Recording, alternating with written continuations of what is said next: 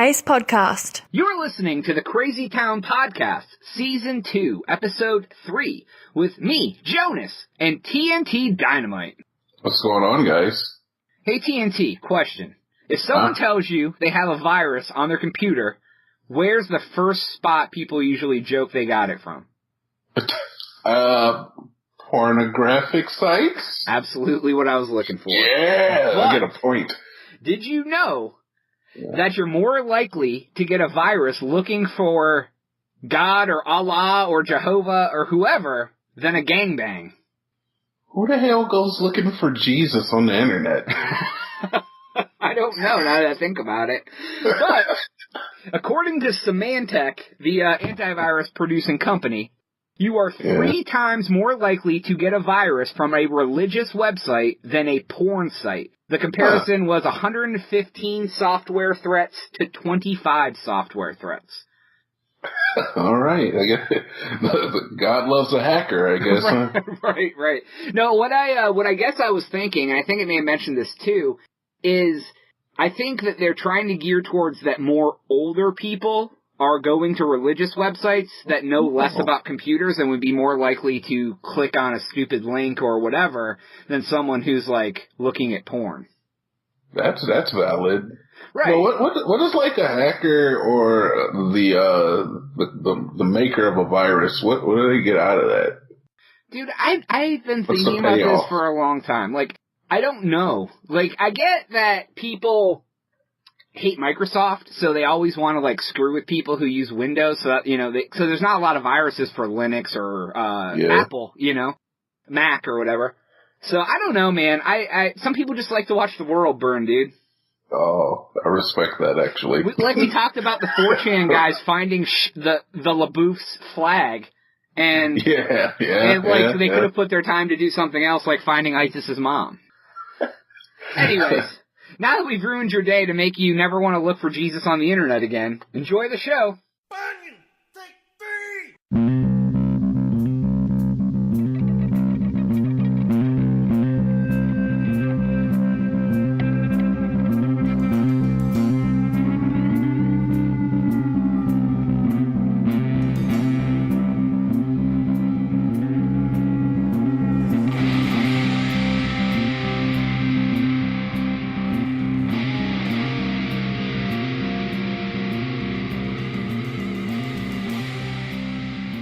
Hello, and welcome to another episode of the Crazy Town Podcast. I am your host, Jonas, and once again, I'm here with my co-host, TNT Dynamite. Go ahead and say hello to everyone. What's going on, everybody? TNT Dynamite here, the explosive one. TNT, DINOMIGHT. What's going on, Jonas? Oh, not much, man. Just chilling, doing a podcast with you, my friend. Yeah, as usual. This is what we do. It is. So, I do want to thank you all for listening. If you aren't following us on Twitter, it is at the Crazy Town Pod. Do that today, or Grandma will take away your fruitcake this Christmas. God damn it, I love fruitcake. I know, right? Also, the cornucopia of continuous information is the crazytown.com. It's all the stuff about the show in real time, or is about as real time as it gets. Or when I put it up. So, you know. Whichever really. Comes second. Right. In order to pay the bills real quick, I do want to ask you a quick question, TNT Dynamite. Do you like audiobooks? I don't have any money, Jonas. What the fuck? Do you like audiobooks, though? I mean, you like audiobooks, right? Oh, yeah, but I still don't have any money. Is there a way around that? Oh, actually, I have a way you can have a free trial for audiobooks. Oh, son of a bitch, you've caught my attention. Yeah, go to audibletrial.com/CrazyTown Podcast and sign up. The boys at Crazy Town Podcast hook you up with a free month, 30 days. I love those boys. I know. Love audio. This is the worst acting. I love Days.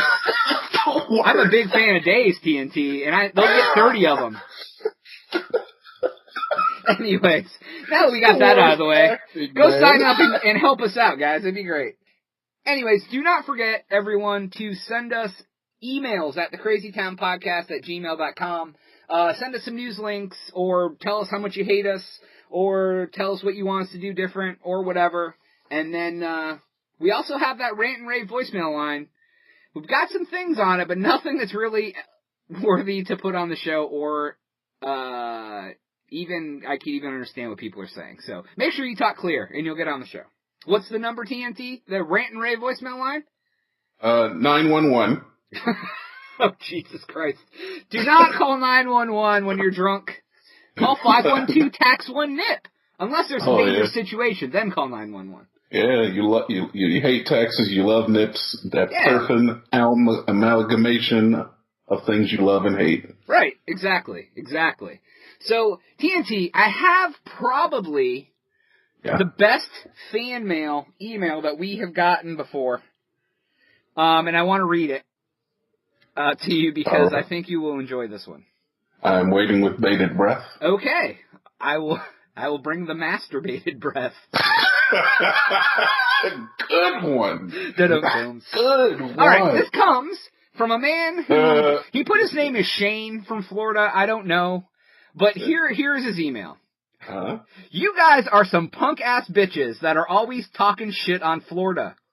But I like your show. You make my girl laugh. Quit being pussies and stop fronting on Florida, and I'll tell my mom about the show. Maybe I'll airbrush your logo on my little cousin's shirt and take him to Disney World. Don't read this on the podcast either, asshole. Okay. All right. Well. So seeing as though we didn't follow his third wish there, I don't think we should stop talking about how shitty Florida is either. Oh, I'm definitely never going to stop talking about Florida. Dude, if we stopped talking about Florida, there would be no stories for the podcast. There'd be none. I just said podcast for the podcast. Anyways, I wanted to give Shane a shout out, even though he specifically told me not to. So we love you, Shane, and I'm glad that we're punk-ass bitches and we're fronting on Florida. But at least your girl laughs. And if you do actually airbrush a shirt and take your cousin to Disney World, send me a goddamn picture. What's really crazy, Jonas, is that a lot of people in Florida seem to think that Cleveland is a crazier place than Florida. Yeah, it's because they live in Florida, so they're like, it's like the water. It's got them all fucked up. It is. It's like, that's not the water. I was going to say they're so used to the fucking constant stream of crazy that enters their life that they just don't know. I have found... Like living in fucking North Korea, and they're like, they think everything's chill. They're like, hey, my dictator just killed his brother for no reason in a thing. That's cool. Again. That's what happens. That's normal, but cheeseburgers crazy. Yeah, the internet? Oh my god. I know, right? Anyway, fuck you, Florida. I live here. All right, we have a beautimous show planned for you all today. We have actually an awesome interview set up for a little later today. TNT. Do you ever watch Ink Master, the TV show, the tattoo reality show? Honestly, no. I may have caught like 1 or 2 episodes of it, but I'm familiar with the premise. All right, cool. Well, we have Kutta. He was a contestant on season 2. He will be calling into the show later. We'll have an interview with him. We also have a story about AI taking over the world, but I do want to start today by asking you, have you ever heard of a trial by ordeal? Ooh, something to add to the knowledge book. No, I've never heard of this. All right. So this is something that they used to do back between the 9th and the 13th century, and it was a way to determine whether someone was guilty or not guilty. Like before, I guess we had trials, like regular trials. This was trial by ordeal. It's just like throwing witches in the water if they float or some shit? Kinda. I'll go through it. It's kind of neat. Like it kind of solves itself, but it's pretty interesting how they used to do this. Okay. It uses the ideal that the only really one person knows if they're truly guilty, and I'm not talking about like God. It'd be like the person being accused obviously knows if he's guilty or not. Okay. And then if there's like a victim, I guess they would know. But in the eyes of God, back then everybody was afraid of God like crazy, back in the 9th and 13th century. Yeah. So what they would do, if someone did something and the evidence was lacking, they would call upon God to inform them about the status of the defendant. Okay? Okay. They would call this judicial ordeals. Okay. Yeah. So they'd use different things such as dunking someone in holy water or walking barefoot across burning coals. Okay, fuck that. Right. But the one I want to touch on, the most popular one, the two, it was called the ordeal of boiling water or the ordeal of burning iron. None of those sound like a pleasurable experience. Right. So what they would do, the boiling water one was basically, you would have to plunge your hand into a cauldron of boiling water and grab a metal ring out of the bottom of the cauldron with your hand. The iron was that you took a piece of burning iron and carried it in your hands for a certain amount of time. What the fuck? A few days later, they would check your hands, and if your hands were burnt, then you were guilty. The idea was that if you weren't guilty, God would prevent your hand from being burnt. So essentially it would be a miracle, and you would be proven innocent because your hand wasn't burnt from sticking it in boiling water. So wouldn't just everybody be guilty? Right. That's what I thought essentially. But you're looking at it too big picture like I was. Okay. Getting God to perform a miracle for the innocent would be a great thing. You know, if they could just, so the priest could be like, "Hey God, let's do some miracles today." But, back then everyone believed priests could talk to God and I'm sorry. Priests can talk to God now too for everyone who still goes to church. They're right up there. Are you taking jabs at our Christian audience? No, man, they can believe whatever they want to believe. I don't want to let them know that they can't talk directly to God or anything. I mean, hey. All right. I'm infatuated with how a person's going to get around burning their hand in something that clearly burns your hand. Right. How do you get around that? What's the trick? Basically, if you went under the ordeal and God said you were guilty, your hand was burned, you still had to pay a large fine because you were guilty. If you were innocent, just burning your hand isn't the punishment. That's just to prove you're guilty, man. Dude, let me just pay the fucking fine and not pay and not have to burn my shit. Well, hold on. This is where it all kind of it all kind of comes around. Okay, I'm sorry. No, it's okay. I get it. That was my thought. I was like, well, fuck, if I got to pay a fine anyways, why don't I just pay a fine? But they would, there was like a mindset to this. Okay. Because if you didn't want to undergo the ordeal, you could just admit you were guilty and pay a fine. But here's how this all kind of worked. If you were guilty, then the criminal knew that God knew he was guilty and that his hand would be burnt when he put it into the boiling water. So essentially, if you were guilty, you would never choose to do the ordeal because the ordeal was what determined if you were guilty or not. So if you were guilty, you knew that God knew that you were guilty, so if you put your hand in boiling water, you would burn your hand and still have to pay a fine. Oh, yeah, of course. It's because I don't want to shame God. It has nothing to do with the fact that I just don't want to fucking burn my hand. But if you were innocent, you got to remember, dude, back then, they believed that God could do things like this. Okay? So, but if you were innocent, you would have no problem burning your hand, plunging your hand into boiling water, because you would know that you were innocent and that the priest would have God perform this miracle, so your hand would not be burnt. Okay? I mean, I get it, man. Makes sense, right? You said it many different times in many different ways. I still don't understand where we're going with this. What are you trying to say? They did this. This was almost a trick, because the guilty would never choose to do the ordeal because they knew that they would be maimed. So obviously, only people who were innocent would choose to do the ordeal because they would be that hell-bent on proving they were innocent. Oh, or not even that hell-bent, but the fact that they were stupid comes into play. Well, I mean, back then, they assumed that God could do whatever. Right. Yeah, everybody. I mean, not saying that God could not perform miracles. Believe me, I understand that. But, I mean, come on, that's stupid. Well, right, I get it. But they have found old instruction manuals for the priests that used to do these ordeals. So it was actually a giant ruse, all of it. Oh, because okay. the instruction manual, the priest prepared the fire in private so they could let the fire cool down before they put the water on it. What? Then the priest would sprinkle holy water over the water, essentially cooling the water again by dumping cold water into the boiling water. What?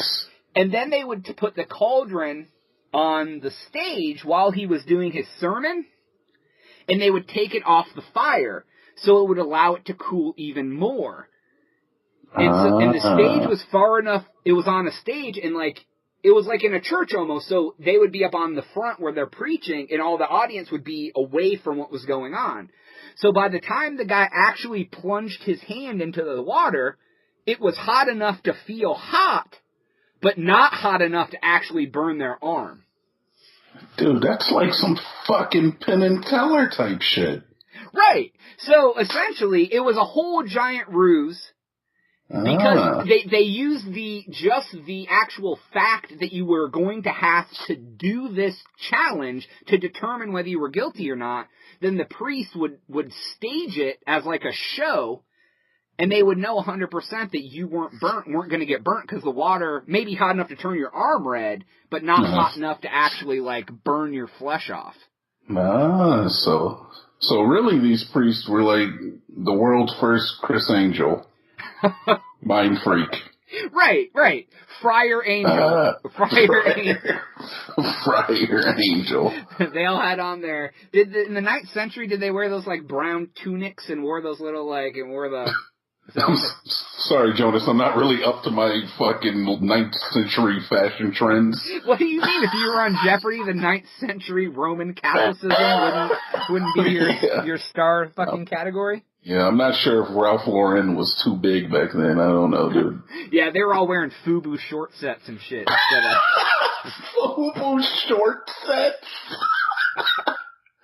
I don't know why that's funny to me, but it's fucking hilarious. Short sets. But what do you think of that? Isn't that fucking crazy? It's crazy, but it just kind of speaks to the fact of how stupid people were back then, how uneducated. Because that shit wouldn't work today, even if, the belief was as strong as it was back then. Oh, no, absolutely not. People would in a minute be like, well... I'll just take the chance to burn my hand because something might happen. They're not going to let me burn my hand. Well, now everybody's such a cupcake. It'd be like, all right, Tommy Lauren. Everybody's so soft. Are you trying to say dude. Well, yeah, you're right. Like everybody, if this even came up that someone may have to do this, the world would explode. People would just go crazy. People still get crazy over the death penalty. You know what I mean? And we hardly ever execute anyone anymore. I don't know, man. Texas is still pretty fucking, when was the last time they did it? Oh, I think last week they just, shot someone for fun. Did they really? They're just like, hey, inmate number 72804. Hey, guys, what's going on? I'm supposed to get out next week. Boom! Haha, death penalty. No, that's not how it works. I always thought it was like the Wild West out there. Oh, it is. Yeah, there's there's people with bullet vests on, those old bullet westerns. Vests. Yeah, they have a cross of X across their chest. It's just lines of bullets you put in one of those fucking hand crank things. They're all wearing fucking big sombreros that are 3 foot around, and they're fucking wearing this fucking thing. It's just, it's like the Wild West, dude. It's all right, yeah. All right, I'd buy it. Honestly. Yeah, anywhere outside of Austin's like that. Austin, okay. Yeah. It's like you go back in time. It's like you step into the 1800s when you fucking Briscoe County Jr. over here. Briscoe County, fucking what's the fucking Chuck Norris Medicine Man show? Walker, Texas Ranger. Walker, I thought you were talking about Dr. Quinn. Dr. Quinn Medicine Man. Quick, how many fucking Western sitcoms can we name? Oh, God. Bonanza. You win. You fucking win. Is Little House on the Prairie a Western? Yeah, it was. Stairway to Heaven. Michael Landon. Never even heard of this. That's the one that Michael Landon was in, dude. Who the fuck is Michael? Isn't that like the poor man's Mel Gibson? I don't know. He was in that show Highway to Heaven, and then he died early from stuff. I don't know what he died from. Oh, yeah, I do kind of remember Michael Landon. Was he in a Fall Guy? Fall Guy was Western. Oh, the Fall Guy. No, that was Lee Majors. He was the $6 Million Man, dude. How do you know these names, man? I don't know. Because Heather Locklear was in the $6 Million in the Fall Guy when she was, young. Who the fuck is Heather Locklear? She was the chick on Melrose Place, dude. What the fuck is Melrose Place? Millennial Jackson shining through. Anyways. Yeah. I thought Trial by Ordeal was cool. Do you want to do that? Do I want to do what? Try to burn my fucking fist for nothing? No, I'm good, thank you. No, I want to see if you want. We can do a Trial by Ordeal. You can trust me. I'll make the water cool. We can set up a soapbox, and we're preaching at the park, and we'll be like, come one, come all, watch the magical burning hand trick, and then I'll make sure the water's cool. Just trust me. Just shove your face in it. Yeah. Hey, I was thinking that actually when you were talking about this. What if the priest just really didn't like the guy who was doing the trial? He found out he was sleeping with his wife. He's like, yeah, fuck this guy. Fuck this He's on trial for adultery with his wife, and he's like, I'm just gonna not cool it down for this guy. Yeah, he's like judge, jury, and executioner, man. Dude, and then he pulled out his hand and be all melty like that scene in T2. All melty. Yeah, dude, if you put your hand in boiling water, it's gonna melt. I mean, I guess. I was thinking just do it real fast or something. Oh, yeah. Oh, I wonder. Why don't we do that? Why don't we see how long it takes before your skin melts off in boiling water? All right, you go first. No, it's my idea. You go first. All right. Anyways, that's enough about this right now. We will be right back in a minute, and we will have Kutta from Ink Master on the line doing a quick interview. So we will be right back. Where am I? Hi, I'm Alex. And I'm Dimitri. We're the Boondoggle. And you're listening to the Crazy Town Podcast.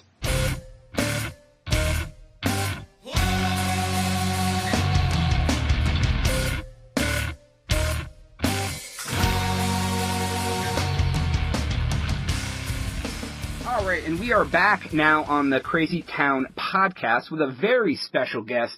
He is a tattoo artist extraordinaire, Mr. Kutta. Welcome to the show. Hey, motherfucking Kutta! Yo. Fucking deal. Damn, son, where'd you find this? Oh, Jesus. So why don't you go ahead and tell everybody real quick where they can find you online and everything if they're interested in checking you out. You can check me out at Kutta_tattoos on Instagram, Kutta on Facebook, Needle Juice Tattoos on Facebook. Only look for me if you're trying to spend some money or something, man. Don't come over there and trying to heckle me and just ride my dick for free and all that dumb shit. Right. Out the business. I like that. Yeah, so I mean, a lot of people probably know you from Ink Master. You were on season 2, one of the first seasons ever. Yeah. So I mean, but let me go and start here. Kutta, where'd you get that nickname from? Oh man, there's a couple of variations to that story, man. But it actually came from prison.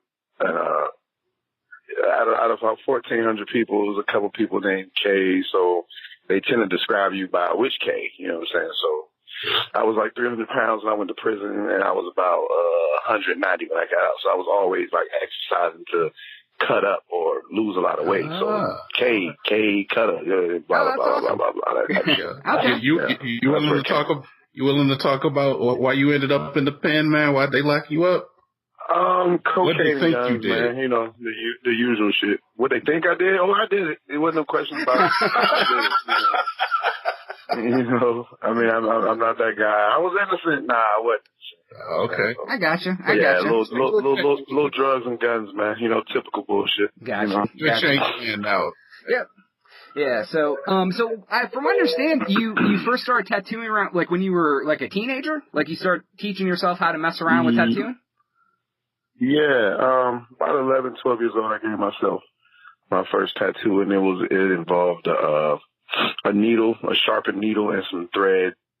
And the thread was wrapped around the bottom of part of the needle, which is a little bit of the point sticking out, and you dip it in some Indian ink, and you just poke a whole bunch of dots. And everywhere you leave a dot, you leave a dot of ink. So the closer you get those dots, you make a line. So, and it's funny that every time I get a new apprentice or whatever, when I'm like a drill sergeant, I'm like, what is a tattoo? And they're like, it's a series of dots. And that's basically what a tattoo is.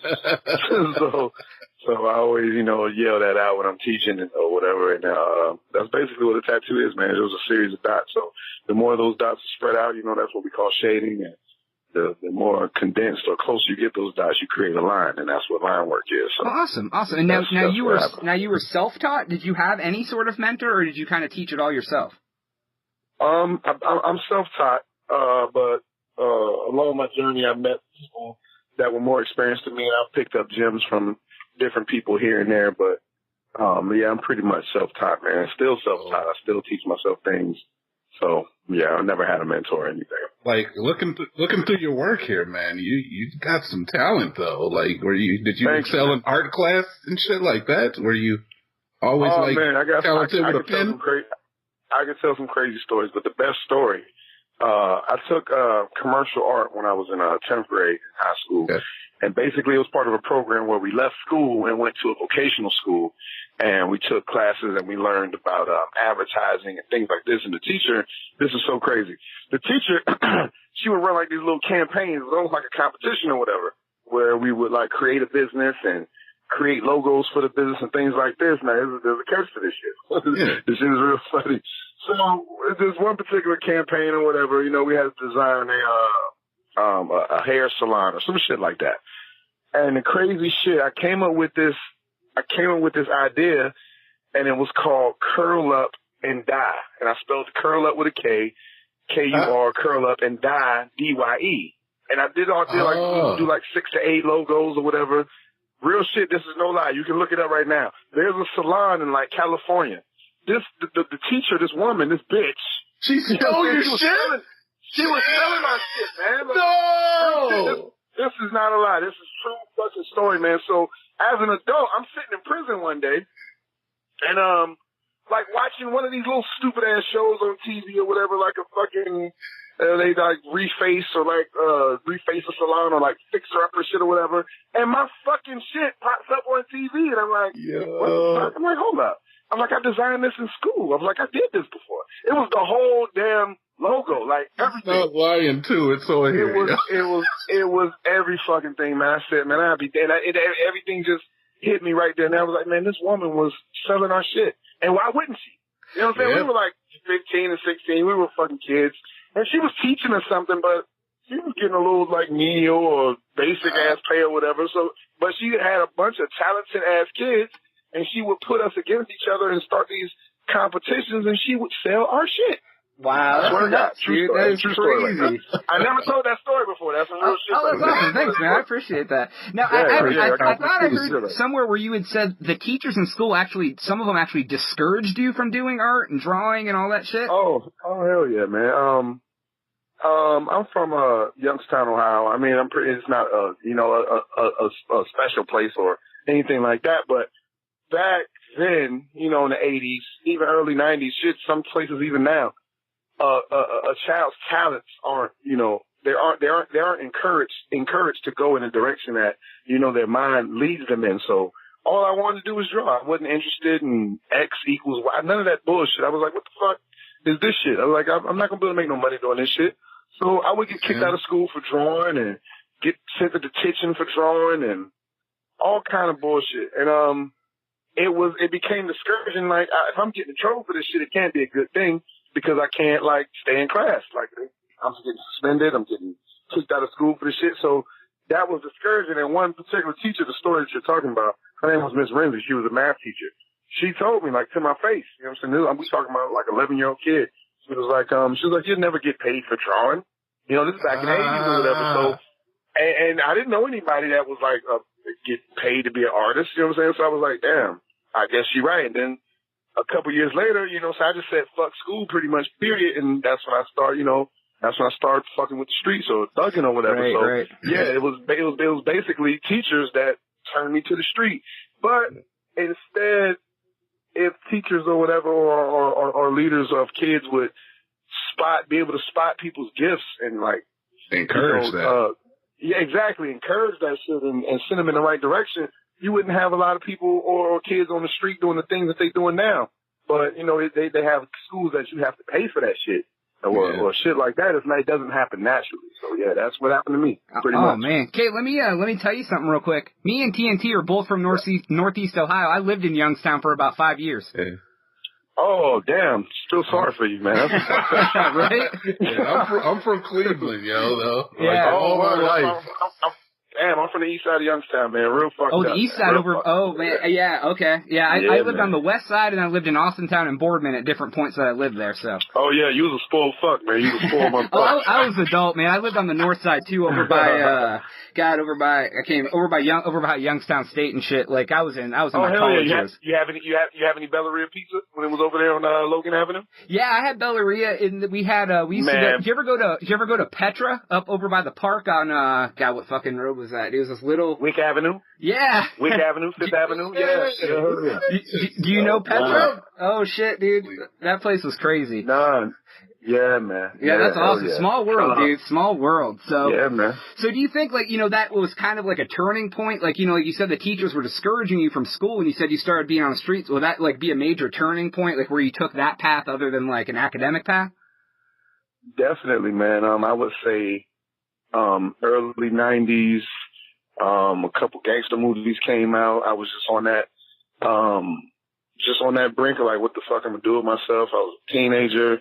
And actually, the movie Minister Society is what turned me out, man. That shit. I was like, damn, this is what I want to do. You know what I'm saying? I want to be on the street, slapping people with pistols and shit. That's this is what happened. I felt like school. Yeah, I mean, I felt like school just wasn't. I didn't have anything in school that really enticed me. I never saw myself going to college and shit like that. I didn't even know who the fuck a guidance counselor was. I mean, we had guidance counselors when I was in school, but I didn't know who the fuck they was. The school was just fucked up when I was young. Man, absolutely. Just, So I saw like in a thing you talked about that when you were in prison, like right before you got out, that your sister and you had like an argument, and she said something to you that kind of changed your mindset of like how to move forward in life and everything. Yeah, still to this day, man, I never forget that. We was just going back and forth in the discussion, and her words were, "You put yourself in a position where you can't do anything for anybody." And I was like, "Damn, that's one of the illest shits anybody ever said to me," because it was kind of the truth. But I was like, you know what? In the back of my mind, I was like, I'm gonna reverse that shit. I'm like, I'm not gonna accept that shit. Like, you know what I'm saying? I'm gonna do something about that. So even still to this day, like I just got an email from like a kid in Germany or some shit. I mentor kids like via email or social media or video chat with them and things like that. I was like, if nothing at all, somebody somewhere is going to be able to say, you know what, because of Kay, I was able to, because nobody did that for me. And I know it would have made a difference. So, I make sure I do that whenever I can. Right. I saw you had some videos and stuff where you were talking to like middle school, high school kids about entrepreneurship and everything like that. Right. And you had said it's good to catch them at that age because it's like a turning point where, if they don't have anyone, they may take the path you led and, not. Exactly. So that's very awesome, man. That's very awesome that you came out to do that. A lot of people, they go to prison, they come out and they do whatever, but it's good that you've taken it under your wing to help kids out and make them see that they have potential. Yeah. I mean, they need to hear it. Nobody told me, and it's not really anything that I set aside to do. It's just something that everybody should do in their natural walk of life, man. People that look up to you, and you never know whose life you could change, man, by just a couple positive words, man. You take 5 minutes out of your day, you can change somebody's whole world, I'm loving the positivity, man. You say you teach people to tattoo as well? I just got 2 new apprentices. My first apprentice, she's now a pretty successful tattoo artist now. Really? She sets her own boundaries, but she could do everything that I could do if she wanted to. But I just got 2 new apprentices, and yeah, man. I mean, it's not like I go around teaching people to tattoo, but as a business owner and a tattoo artist, I mean, you have to build your team that way. I mean, you set your own the way you make money by either taking somebody in or taking somebody who doesn't know how to tattoo and teach them how to tattoo. So yeah, I often find myself in a position where I have to take talented young people and teach them to do what I do. You're not fucking any apprentices, are you? Nah, never have, but I've no? had a couple clients though. I mean, it happens, you know what I'm saying? I mean, tattooing is an intimate, I tell people all the time, man, tattooing is an intimate, very, very, very intimate situation. And if you get, matter of fact, hell, damn, two or three of my kids' moms were started off with clients. Yeah, man, I couldn't even sit up here and act like, that doesn't happen because it happens. Yeah, right. It does happen. Yeah. Now, you specialize in photorealism color, correct? Photorealism, black and gray. Black and gray. All right. Now, that's something that, like, a lot of people struggle with. You know what I mean? Just in general. Why do you think that, I mean, is that something you've always been able to do, like portraits when you can draw and all that? Or is that something you've built up over the years? I don't know, man. It's something about, only certain people's eyes can really do it. And I'm not the best in the world at it, but I do it fairly well. And basically what it is that, you have to trust your eye. You have to tattoo what you see. Sometimes it doesn't make sense, but you have to follow the shapes. You have to look at the shapes of things and just tattoo what you see. And a funny story about that is when I first started tattooing, once I got my keys to the first shop I was working in, they would leave me there. And I understood my boundaries or whatever, and they was like, now, you know what to do. What it was talked about, don't do a portrait, blah, blah, blah. Well, I was probably about 6-7 months in, and one day a portrait walks in, and I was like, you know what? There's either sink or sail from here, goddamn. I did that motherfucking portrait, man, blew that shit out the water, and from there on, I mean, I didn't have any more boundaries anymore. They just set any more restraints. But if I would have fucked that portrait up, I probably would have got fired. So, right. Right. Well, man, you really do sometimes got to just go big or go home, right? It's like you take your chance and you sink or swim. Exactly. So all right. So let's get into Ink Master a little bit. That's something that people know you from. If you had to describe the Ink Master experience in just a couple words, what would it be? Man, that's some bullshit. That's what I was saying. And that's what I thought you might say about it, man. Like, so. I mean, it's like, no reality TV anymore is reality TV. You understand what I'm saying? So, I always tell people it was something scripted, cool. Man. It was something cool to do at the time. Oh, yeah, scripted as you go. It was something cool to do at the time. I don't regret doing it. I'm sure some people that were on my season regret doing it because some people really basically lost their whole career. Like they made a fool out of themselves or whatever. It didn't work out for everybody. Some people lost their jobs, lost their shops because, we don't get paid for doing that shit. I mean, we got paid like maybe. Bag? Wow. Nah, man, ain't no bag. No bag in that shit. You get paid like maybe $250 a week. So you only got money if you won. That was it. Yeah, you only got the big money if you won. But as far as being there, you left a job that you were maybe making $1,000, $2,000, $3,000 a week, and you went to making $250 a week. And if you were there for a month, that was all. That was it. You blew everything you had. You know what I'm saying? Just being there. Right. So, wow, that's crazy. Yeah, but it was some bullshit. And I was supposed to be on season 9 that came, but it just didn't work out. The paperwork didn't really work out. They wasn't really paying shit. They was trying to give me like $1,000 an episode, which would have been cool. And this is for the Shop Wars or the Master Shop episode? Yeah, exactly, the Shop Wars. And it would have been good advertisement for my shop, Needle Juice Tattoos in Fayetteville, North Carolina, by the way. And it would have been good for the guy that I was going to take on there with me. He's not a guy that I work with currently at my shop, but he's a guy that I've worked with before. So it would have been good for both of us, but, it just didn't work out. I kind of figured that by watching some of the seasons, it doesn't seem like these people work in the same shop together. So I thought, they don't. Yeah, that's what I thought. Like, it was like, these two guys didn't even know each other before, and now they work together in a shop. That doesn't make any sense. Right. You take something, took something that in the first couple seasons might had a dynamic. You know, what a lot of people don't know is I was casted to remake Al Affliction. Everybody remember Al Affliction from season 1. I was basically casted as the bad guy, the black guy, the hard body, asshole. I was casted to replace Al Affliction, but with me, it went so far that every season after that, they've been trying to replace me. And you just keep getting people who get to the point where they're trying to act like me. They're not really, they don't look as good, They're just not as cool or whatever, so it starts getting corny. So by the time you get to season 6 to 7, now you just got people that are deliberately like, okay, yeah, I'm gonna be Kutta, or I'm gonna be crazy like Sarah, or they get the vixen that's supposed to be Tattoo Baby, or you know what I'm saying? So it just get real corny, and then you just want to do a corny white dude, and then you get the cat. Well, what I liked about your season and the early seasons, they didn't focus on the house drama much. It was mainly about the tattooing, and now it's like half tattooing, half house drama. So it's like I pretty much, and it's nothing I take credit for, whatever. It was really just like they sent us to a psychiatrist before we start filming, so they basically know who's not going to get along with who. But don't get it twisted.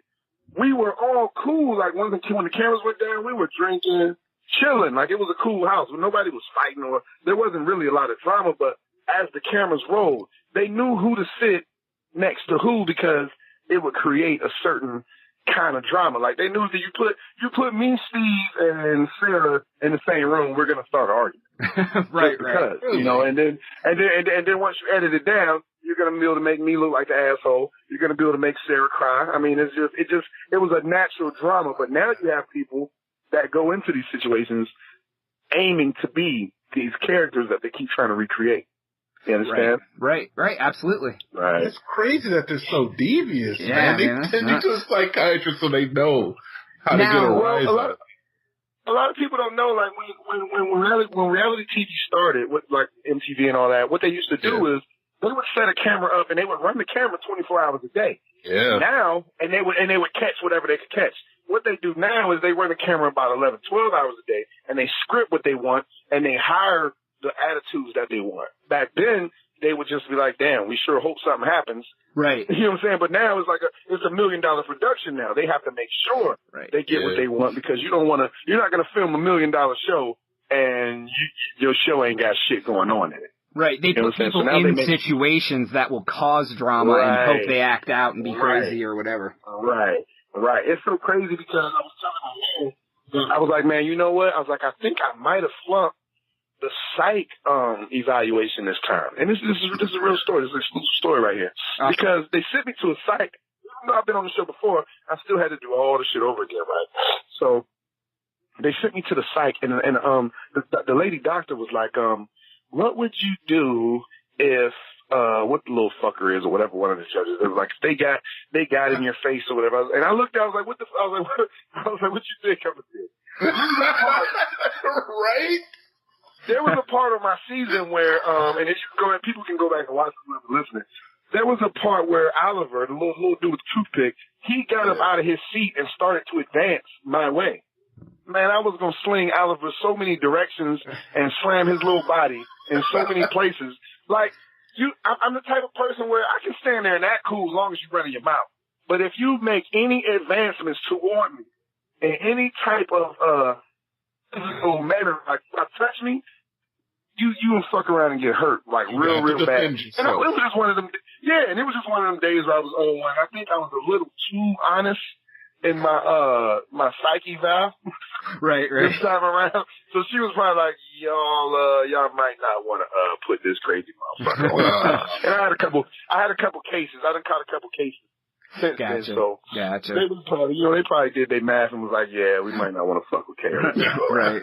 Now, how does that show work? Like, how often are you doing the flash challenges and the elimination? Or is it daily, weekly? Like, how does that work? Man, that shit is, it takes 2 days to make one show. So we gotta put on the same fucking stanky ass clothes, all that shit. To make it seem like it's happening in one day. But in reality, we have to have our hair the same. We have to put on the same clothes. We can't change anything about ourselves because it fucks up the continuity right, of the recording. But it takes 2 days to make one episode of Ink Master. Is it just back to back to back, or is there days off in between? Nah, it really, I mean, every now and then, like a holiday might land, and, you know, we might get a day off or whatever, but nah, it's pretty much back to back to back to back. So like the that, stress people feel is real because it's like, it's stacked day after day after right. day. If you look, you can see eye bags under people's eyes because we be tattooing at 6 in the morning. Oh, you know what I'm shit. saying? I was like, man, none of us do this shit in real life. You know what I'm saying? Like, none of us wake up at 6 in the morning and start tattooing and shit. Why do they do that to y'all, man? Why would they do that to them? Man, it's a production thing, man. It's a production. We be up partying until 2, 3 in the morning. They wake us right back up at 6, 7 o'clock. We sleeping on twin beds like little bitches and shit, man. It's just crazy, man. It's some crazy shit. Now, man. from being on that show, can you say you got like a bump in like business and like notoriety and things from that, or did it really not make a huge difference? That's a good question, man. I would say it has its pluses and minuses because I've made a lot. I got a lot of enemies from it. I've been blackballed in certain situations from it. People form their opinions from it and like really don't like me in real life, not realizing that shit is TV. Right. And a lot of that shit is edited. And I mean, it's put me in situations and it's kept me out of situations. So I don't know, man. I mean, but what I always tell people, I was making about $80,000 a year before the show. You know what I'm saying? I was doing pretty good. Right. So who knows? I'll probably still be good. I would actually, in my own hometown, I would probably be better off if I hadn't did Ink Master. Right. Oh, wow. That sounds crazy. That sounds crazy, but I'm being real with you. I'd probably be better off if I hadn't have done it. Because, you know, being on TV, man, it makes people really fucking hate you, man. Like, your own people in your city, they envy you and your colleagues, people that you work with. Like, it's hard for me to find artists to work with because good artists are like, they feel insecure around me because when the door opens, 9 times out of 10, somebody's coming to see me because of, Ink Master or whatever. So people don't want to work with me because they don't want to be overshadowed. Right. So now that I'm an owner, I have to create artists. The artists that are already good, they don't want to work with me. Right. Because now they're just a guy that works in K Cutter shop, even if I don't own the shop. You know what I'm saying? So it's fucked up, man. Yeah, that's crazy. It's funky, man. Yeah, and you don't think about that side of it. Yeah, people just hate because you're on TV. They, like you said, they feel intimidated by working with you and everything like that. That's crazy. Now you went back. They don't realize. Yeah. Go ahead. I'm sorry. Go ahead. I was gonna say you went back on the show as a human canvas and were tattooed by it was Craig Foster, right? Yeah, I was tattooed by Craig. Cool guy, man. Cool yeah, he seems all right from the show. I mean, obviously, I don't know him in person, but it was a tattoo of a lady sitting on a chair with a tattoo gun between her legs. And I remember that's my child's mom, actually. I'm picking her up right now. Oh, are you? Yeah, that's my child's mom. Now, was that your idea or his idea or a combo or? That was my idea, but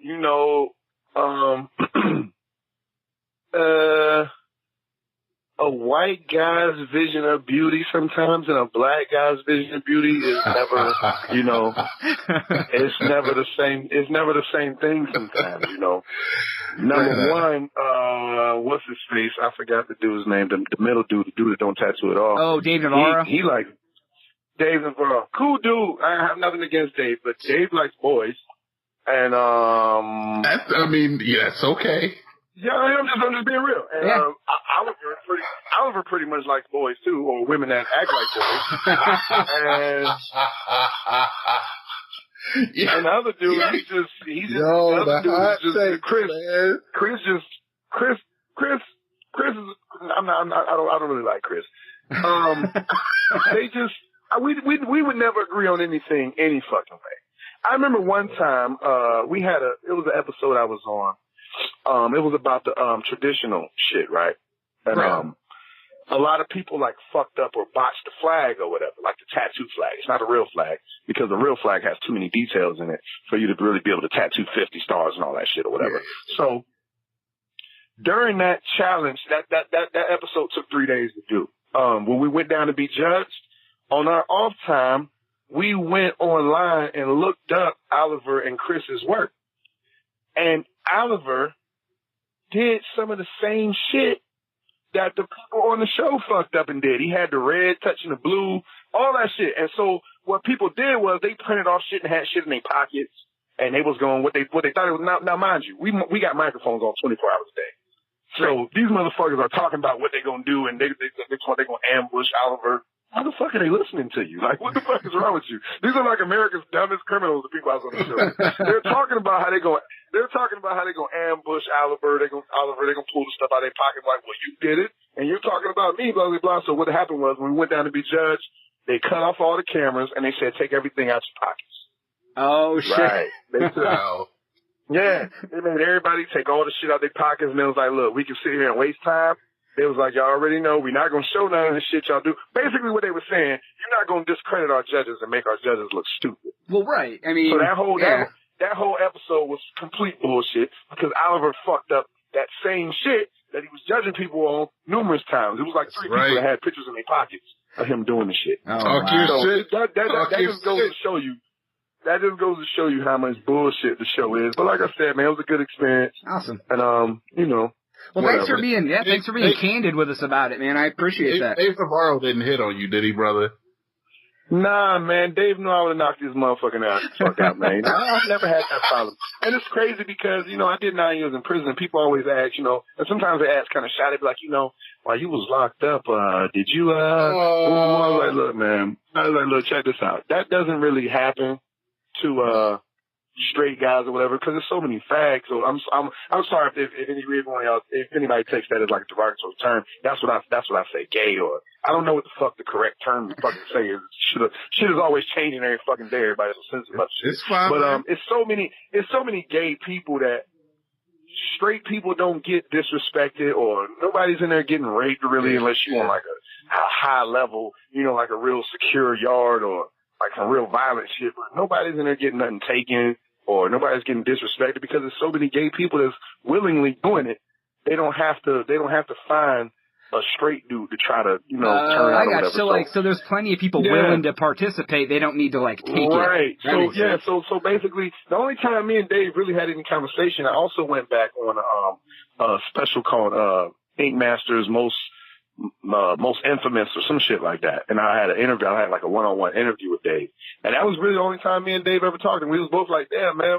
And he was a cool dude. And he talked me to say, he was like, damn, man, I didn't really get to know you while you was on the show because like, I'm just not a dick riding type dude. Like, I'm not going to be like when the cameras is off, I'm not going to be trying to hang with people and trying to talk to them and shit. I didn't give a fuck about all that shit. Right. I was like, man, look, I was too busy. Oh man, I fucked 2 producers too. But that's a whole nother. I was gonna ask you if you fucked anybody on set, man. Oh yeah, man. Oh man, I fucked 2 badass producers. But they got these people that are basically go get you whatever you want. Like we didn't get paid, but we had so many perks. Like we was like real famous and shit. I could send them to the liquor store. So basically, what I did in my off time was get drunk. I was like, man, look, go to the liquor store. I want some Ciroc and I want some Red Bull. And they used to stay feeding me Red Bull because I get tired like real easy when I'm bored. So they would pump me with Red Bull and alcohol to get like, you know, what they wanted to get out of me. They was like, hey, we need your energy. We need your energy today. I was like, man, go to the liquor store, man. You know what to get me, man. Hurry up. That's awesome. Hurry the fuck up. Now, do you talk to any of the people from your season anymore? Or would you say any of them have become a friend to you, or are they just all people you know now? I still talk every now and then to Mark. Me and Jesse are pretty cool.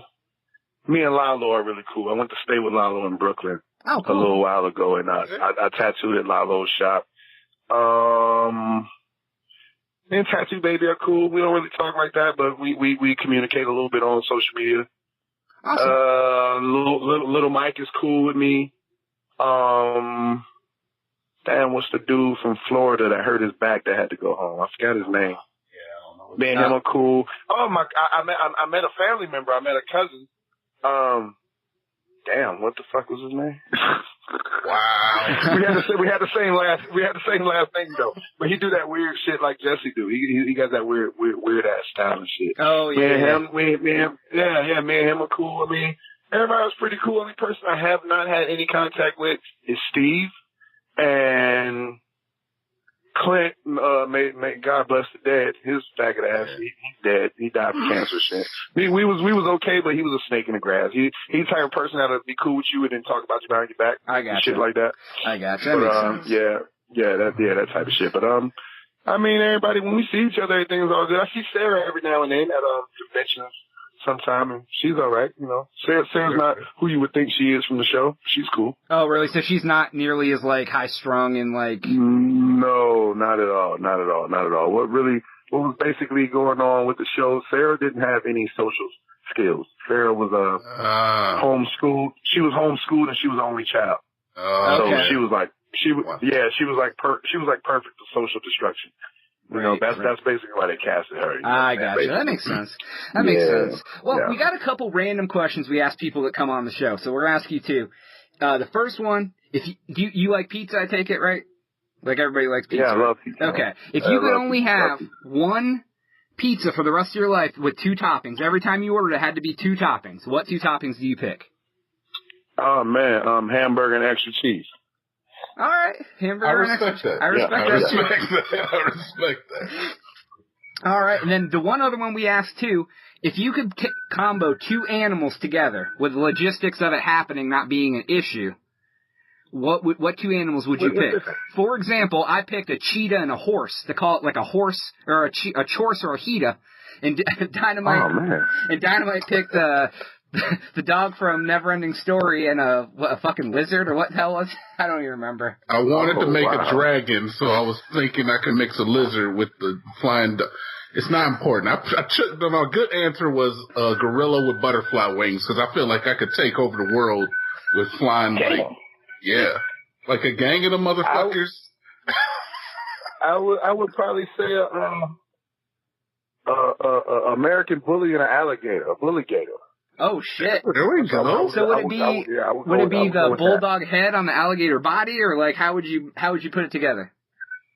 I would have an American bully legs and head with the alligator rough scales and long tail. I like be lower. I think that's a quality answer, man. So I guess one last question I have for you. Have you ever done a tattoo and got done and went, oh shit, I fucked that up? Nah, I wouldn't say that, but there are tattoos that I wouldn't take a picture of because I let the client get their way.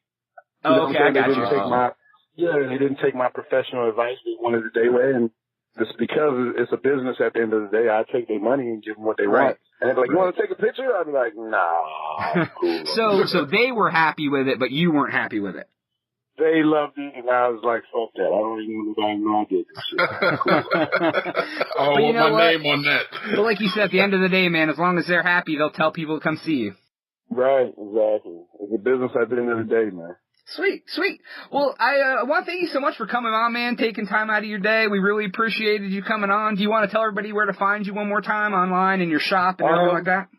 Yeah, the shop is located in Fayetteville, North Carolina. It's called Needle Juice Tattoos, 512 South Raleigh Road, 28314. The phone number 910-527-7800. You can even find me on Instagram, Kutta_tattoos on Instagram, Kutta on Facebook. Needle Juice Tattoos also on Facebook. Cool. Yes, sir. Yo. All right, man. Well, thank you so much. We really appreciate it. And, man. and you have a good day, man. Okay. All right. Have a good day. All right, take care, man. And we'll be right back on the Crazy Town Podcast.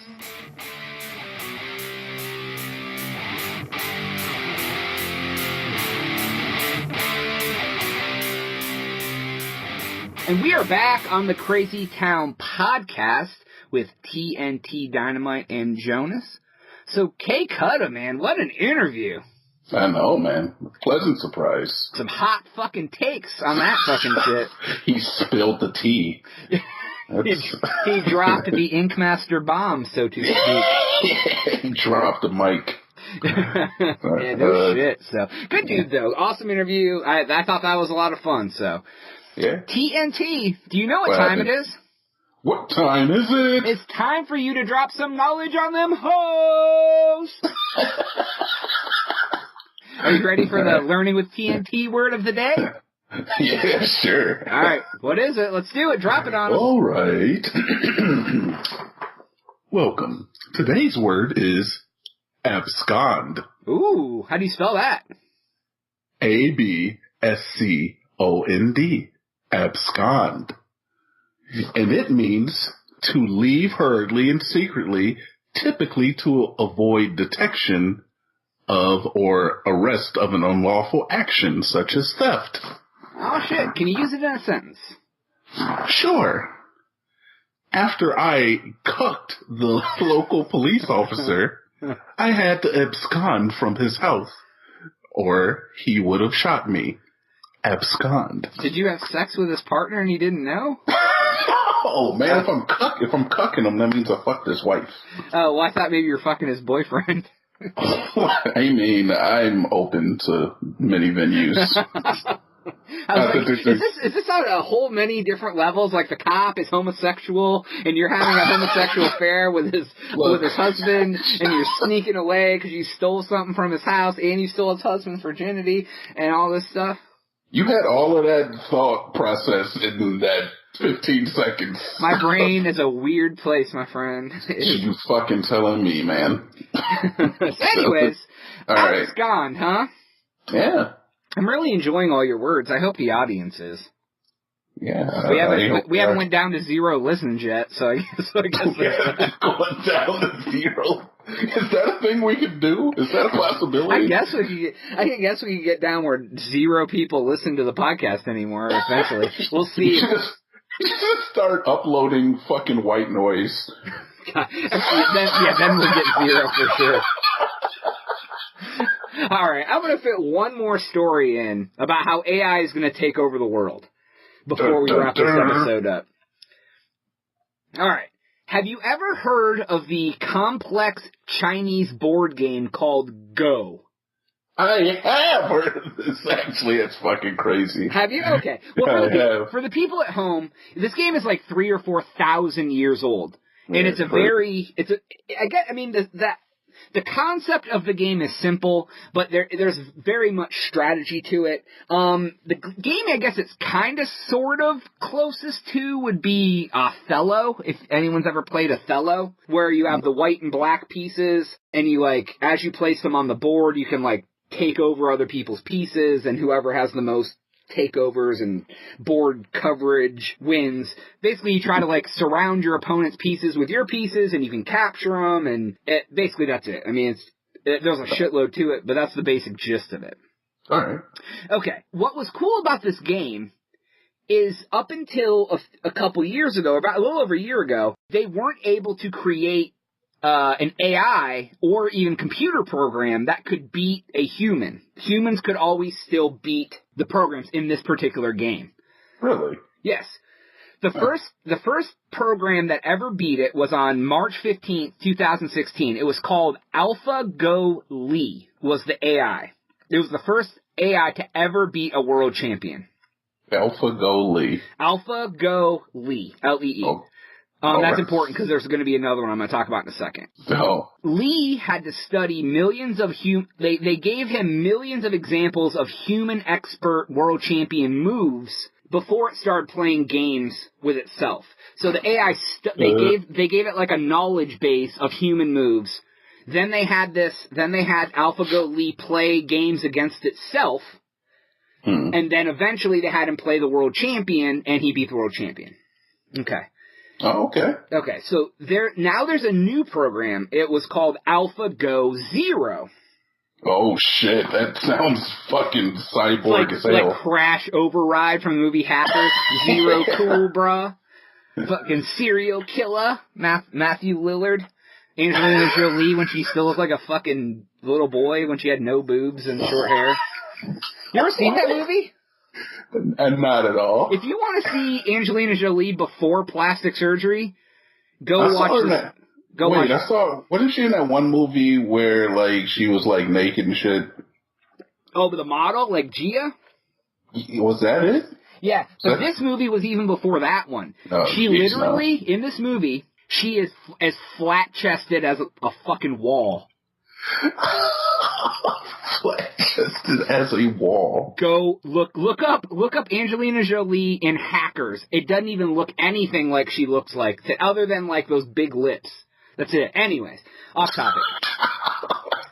The Angelina Jolie 8. You're gonna have her fans kill us. Yeah, they're gonna be like, fuck the Crazy Town podcast. They hate on Angelina because she had a bunch of stuff done and now she's doing stuff and stuff. That's all. Yeah, that sounds about what's all like. Yeah, that's what happens. Anyways, AlphaGo Zero. AlphaGo Zero started from scratch. No study of human moves. They programmed the program on how to play the game, and immediately just had it start playing against itself. Okay. So it was just making, at first, it was just making random moves.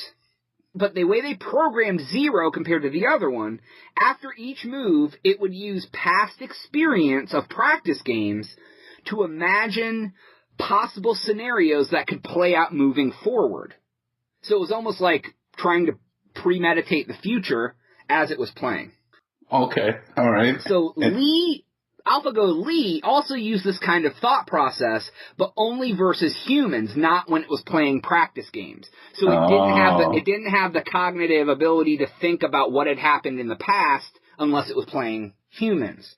Huh. But, yeah, I know, right? It's crazy how you can program the AI.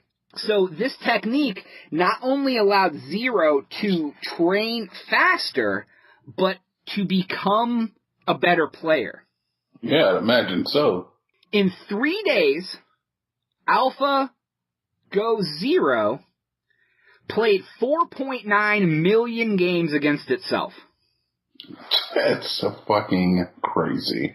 It taught itself how to play so well, they pitted up against AlphaGo Lee, and AlphaLee Zero beat AlphaGo Lee 100 games to 0. And AlphaGo Lee was the only AI that ever had beaten a human master or human world champion in the world. Wow, so AlphaGo Zero fucking won the Intercontinental Championship belt. He would be like the undisputed. He shit on Alpha Lee, pushed him down, fucking kicked him, spit on him, and then Alpha Lee makes the humans look like a bitch. So we're like third string behind AlphaGo Zero and AlphaGo Lee. Yo, AI is pretty fucking scary, man. Check out what this happened, though. It said, while Zero practiced, mind you, this game is 3,000 to 4,000 years old. It on its own figured out many strategies used by world champions. Like, he figured out the AI figured out strategies humans use to play this game. And he also, 3,000 to 4,000 years after it had started, discovered new strategies never before used by a human player. Really? So the article said basically AlphaGo Zero to a world champion to AlphaGo Zero is basically a novice, like someone who's never picked up the game before, because he's so advanced now at this game. That's crazy. But they basically call him an idiot savant because it can't do anything but play Go and learn how to play Go. Yeah. But the reason I wanted to talk about this... takes over the world. Right, the reason I wanted to talk about this story, if they can put this technology into like a general purpose problem-solving AI, holy shit, dude. Like, this thing was programmed to play Go. But if you can get an AI that's programmed to just, like, be a problem-solving machine in general... Yeah. What problem would you have it solve? Oh, my God. I don't know, dude, but, like... Imagine, like, if you just fed it medical knowledge. Would an AI be able to come up with a cure for cancer? Oh, well, see, now there you go. There's something. I don't know. I still think that's a little too broad, though, honestly. Well, right. But, dude, singularity scares the shit out of me. Like, it's... Because... and here's why. For those who don't know, singularity is the concept of machines becoming self-aware. Basically, the Terminator movie happening in real life. Yeah. But... Here's what's really fucks me up about it. Like, if this would have been something talked about 20 years ago, 30 years ago, no big deal. Now, everything in the world is based around machines. The internet, all of our banking, whatever. So if machines were to be able to become self-aware, they could basically cripple the human race by shutting down its entire financial structure on its own. Absolutely. And then we would have nothing. We would go into math chaos. The machines would, like, be aware of what the fuck they were doing. And they obviously, machines are so much smarter than us. We just have reasoning and logic and all this other shit. Like, the machines really, if they really would be able to take over. And they'd be able to build better robots and create, it would just be insane. Like, if they ever became self-aware and had problem-solving abilities, holy shit. And Elon Musk, I'm sure you're familiar with him. He brought up a topic about that if there was ever to become an ideal AI, that it would have the capabilities to actually travel back in time. It sounds so fucking crazy, and I admit that it does sound a little crazy, but it'd actually be able to travel back in time and punish and or remove those individuals that could stop its existence from coming to fruition. Basically the Terminator plot. Yeah, exactly. Yeah. Like as far-fetched as fucking Terminator is, I get it, dude. It all sounds nuts. And that, I mean, this is a crazy town. We talk about fucking crazy shit anyways. But it really could. Like, they can think so much faster. They don't have to sleep. They can run at 100% capacity. All the time. Indefinitely and never have to rest. So they would be able to advance everything 1,000,000 times faster than we ever could. Yeah. And they would be able to do things that we can't even understand, that we can't even process with our human brain. Dude, I'm gonna have nightmares. All right, let's talk about something. Let's talk about something good. Wait. Before we go, if you were to have a cyborg body part, what would you take? Are you going to take cybernetic legs, cybernetic arm, fucking hearing, a cybernetic brain, dick? You knew I was going to go there. Don't act like you did. Dude, okay, let me first debunk the cybernetic dick, because, like, if you have a metal cybernetic penis, you can't, can you still feel like you normally do? It's like, so everything's the same, it's just a machine, and you can do whatever. I mean, it could just, like, link to your brain and let off the fucking serotonin. So as far as I'm concerned, it would be no different. It would feel exactly the same. There you go. But in all actuality, you could basically bang as long as you want indefinitely and not ever get like touched. Like one of the fucking machines, just like a piston, just like you're on fucking pounding a watermelon, dude. It'd just be like fucking crazy. Oh wow. Well, I think that would be unique. You might fucking kill somebody, though. I sold him. Dude. Well, I mean, the first thing I thought of was mechanical penis, but then I was like, well, if I can't feel it because it's mechanical, what would be the point of that? Dude, all you need is that release of those neurotransmitters in your brain that be fucking triggering. Yeah, okay. All right. I think anyone would take the penis. Say penis is off the table. Ladies, you're taking the dick. Yeah. Okay. Cybernetic penis is off the table. What do you take? What do I take? I'll probably take the arms, honestly. So you get both arms? Yeah. I'd be afraid of, like, ripping a door handle off. Well, I mean, I assume that you have some way to, it's like when you have that baby Huey strength, like, you don't realize. You're just like, hey, what's going on? You, like, rip the door off the hinges because you have cybernetic arms. Oh my god, what the fuck's a baby Huey? I'm kidding. Yeah, I understand what you're saying, though. Bull in a China shop syndrome, you're just like, hey, what's going on, guy? You just punch through the fucking refrigerator like you're not even trying to. Sure, ma'am, I'll hold your baby.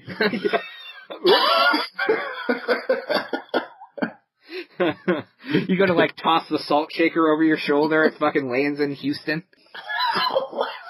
Tosses a salt shaker over their shoulder. Oh, wait, that was in Dumb and Dumber, where he meant to toss the salt, and he tossed the whole salt shaker and hit Seabass. Kick his ass, Seabass. Seabass! Okay, oh anyways. My god, a movie reference I recognize! Yeah, no shit, right? Your millennial Jacksondom didn't fucking... I don't know, whatever. Yeah. Alright, I think that's about it, man. I think that is all the time that we have for today, TNT Dynamite. Alright, man, I'm gonna have nightmares, singularity, and... Yeah, singularity is a scary thing, so...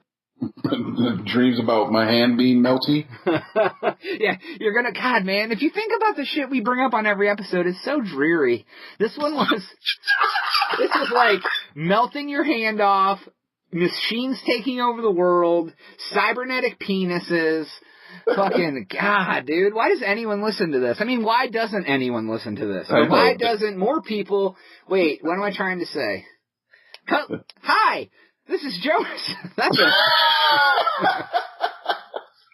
Anyways, TNT Dynamite, do you want to tell them where they can find your non-existent YouTube channel and how to find you on the interweb? Get out of here, or I'll send Dave Navarro after you. Oh! You know why.